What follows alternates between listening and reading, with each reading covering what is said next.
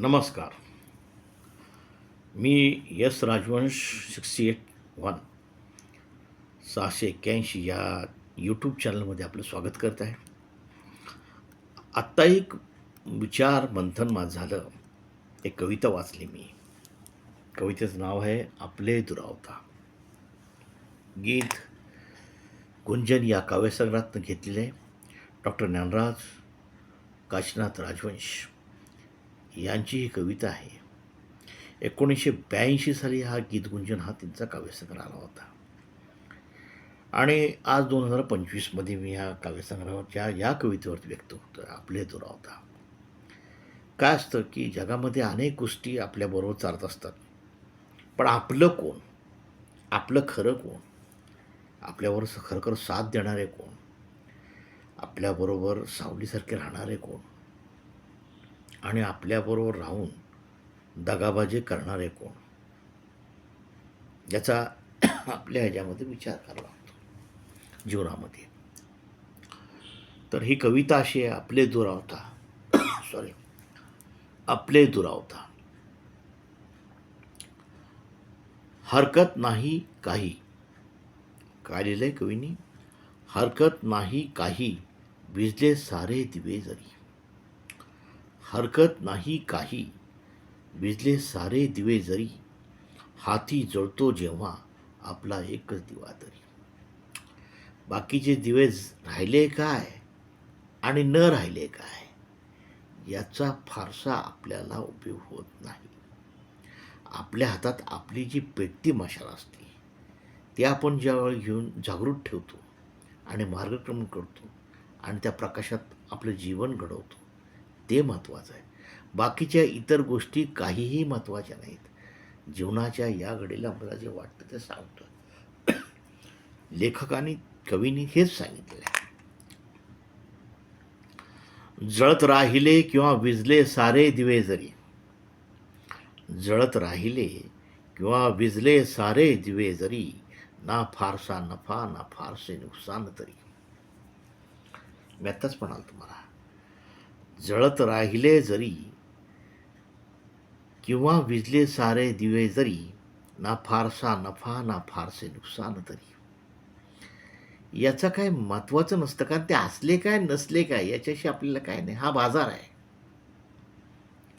बाजारात शेवटी तुम्ही एकटेच आहात. आलात एकटे, जाणार एकटे. हा संसारामध्ये तुमचा दिवा तुम्ही घेऊन पुढं चाललं पाहिजे, हे कवीला म्हणायचं आहे. बाकी सभोवताल दिसतोय तो एक टिमटिवणारा बाजार आहे. जळता दिवा आपला रे, महत्व आपले तयावरी. जळता दिवा आपला रे, महत्व आपले तयावरी. विजता दिवा आपला रे, व्यर्थ सारे भूवरी. आपला दिवा जोपर्यंत आपल्या हातात जळतोय तोपर्यंत खरं आहे. आपला दिवा जर विझला तर सगळे भोवरती व्यर्थ आहे, जे मी आत्ताच तुम्हाला सांगितलं. जळता दिवा आपला रे, महत्व आपले तयावरी. विजता दिवा आपला रे, व्यर्थ सारे भूवरी. आणि एकदा जर अंधार झाला ते ज्यांना आपण आपलं म्हणलेलं आहे ते कसे वागतात ते पहा. अंधारी जखमेस चोळतील मीठ कितीतरी.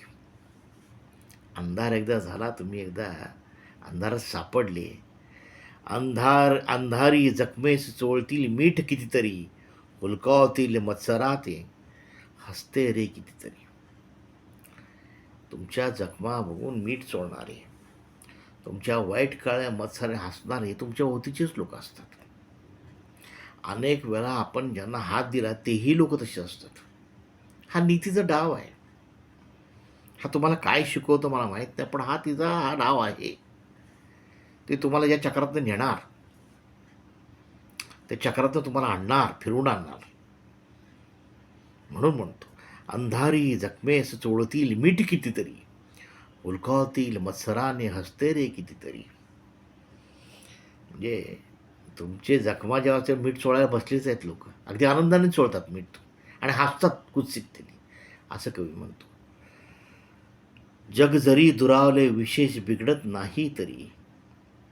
आपले दुरावता जन्मे व्यथा जीव घेणारे. काय जगातले किती आले गेले आणि दुरावले काय, फारसा काय त्याचा परिणाम आपल्यावर होत नाही. पण ज्याला आपलं मानलं, ज्याच्यावर माया केली, प्रेम केलं, निस्सीम भावाने आपण त्याबरोबर आपण काही केलं असेल, वागलो असेल, जगलो असेल आणि त्यांनी जर आपल्याला दगा दिला, दगलबाजी केली, तर ज्या सल होते माणसाला, ज्या जखमा होतात, ते कायमस्वरूपी राहतात माणसाच्यामध्ये. असं का? असं का? हे उत्तर कुठंच नाही आहे. फक्त प्रश्न आहेत इथं. प्रश्नच आहेत, फक्त प्रश्न आहे. कुठल्याही प्रश्नाला उत्तर या नीतीने ठेवलेलं नाही आहे. तुम्ही फक्त प्रश्न सोडवत राहायचं. जग जरी दुरावले विशेष बिघडत नाही तरी, आपले दुरावता जन्मे व्यथा जीव घेणारे. आपले दुरावता जन्मे व्यथा जीव घेणारे. कवीने खूप विचारपूर्वक ही कविता लिहिली आहे, आपले दुरावता. की आपले दुरावल्यानंतर काय होतं? किती मार्मिक हा विचार मांडलेला आहे. आणि विचार मी आपल्यासमोर पोहोचवत आहे. आशा करतो हा विचारावर आपणही विचार करावा. आणि मी आज हे व्यक्त झालेलं आहे आपल्यासमोर.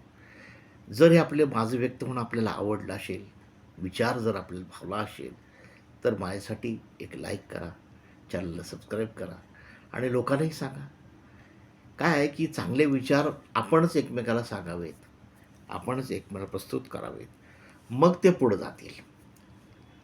काय आपल्याजवळच ठेवून राहिलं तर ते विचार पोचणार कसे पुढं? म्हणून मी प्लॅटफॉर्म निवडलेला आहे. माझ्या मनात जे काय व्यक्त होतं मी आपल्यासमोर, त्यासाठी हा प्लॅटफॉर्म मी निवडलेला आहे. आशा करतो ही कविता आपल्याला आवडली असेल. धन्यवाद.